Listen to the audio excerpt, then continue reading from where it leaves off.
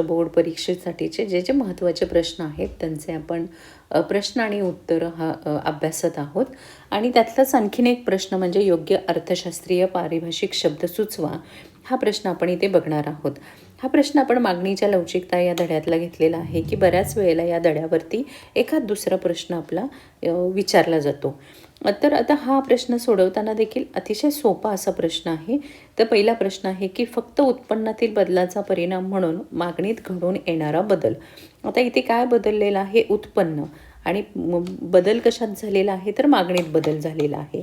म्हणजेच या ठिकाणी आर्थिक पारिभाषिक शब्द कोणता असेल तर तो शब्द आहे उत्पन्न लवचिकता. हा आर्थिक पारिभाषिक शब्द आहे. त्याच्यानंतर पुढचा शब्द दिलेला आहे की एका वस्तूच्या किमतीतील बदलाचा अन्य वस्तूच्या मागणीत घडून येणारा बदलाचा परिणाम.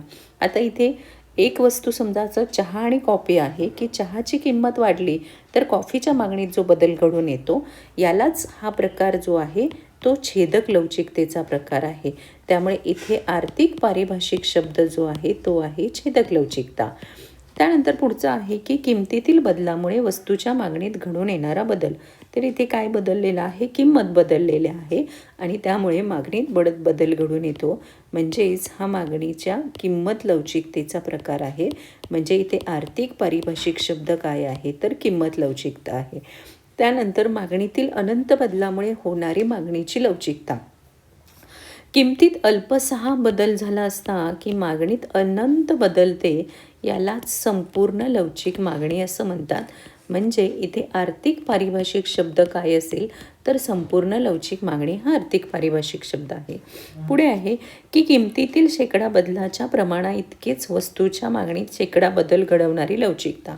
म्हणजे किमतीतला जेवढा बदल आहे तितकाच बदल जर मागणीत घडून येत असेल तर या ठिकाणी आर्थिक पारिभाषिक शब्द कोणता आहे तर एकक लवचिक मागणी. हा किंमत लवचिकतेचा प्रकार एकक लवचिक मागणी आहे.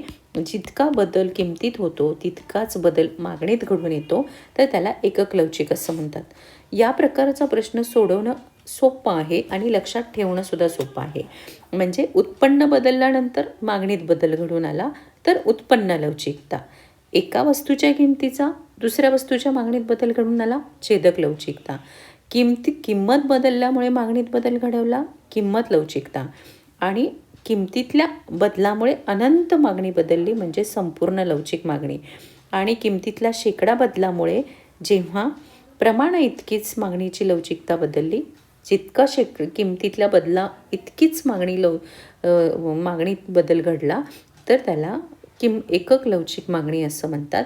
तर अशाच प्रकारचे व्हिडिओ आपण परीक्षेपर्यंत छोटे छोटे व्हिडिओ आपण अभ्यासणार आहोत. व्हिडिओ आवडला असेल तर नक्की लाईक करा, चॅनलला सबस्क्राईब करा. थँक्यू.